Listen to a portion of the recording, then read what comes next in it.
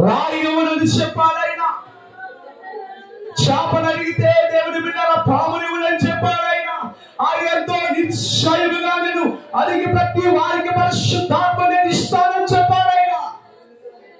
ఏమేల గ్రంథములు ఆయన వాగ్దానం చేశారు. అదే వాగ్దానాన్ని కొత్త నిబంధనలో ప్రభువైన యేసు ప్రభు వారు కూడా అదే వాగ్దానాన్ని మరలా తెలియపరిచారు. పరిశుద్ధాత్మను పొందితే తప్ప యెరూషలేమును విడిచి బయటికి వెళ్ళొద్దు. మీరు పరిశుద్ధాత్మను పొందిన తర్వాత మీరు శక్తి పొందుతారు. అప్పుడు యూదయ, గలిలయ, సమరయ, భూదిగంతములకు మీరు సాక్షులై ఉంటారని ప్రభువు చెప్పాడు.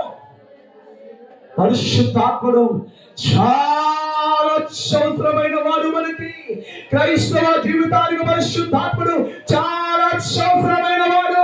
అవసరమైన వాడు లేకుండా దేవుని బిడ్డలారా అసాధారణమైన కార్యాలు జరగవు.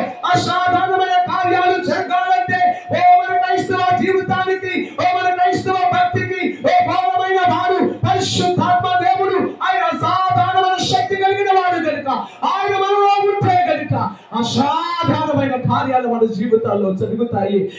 మన భక్తి జీవితాన్ని ముందుకు మనం సాగించగలుగుతాము. మన భక్తి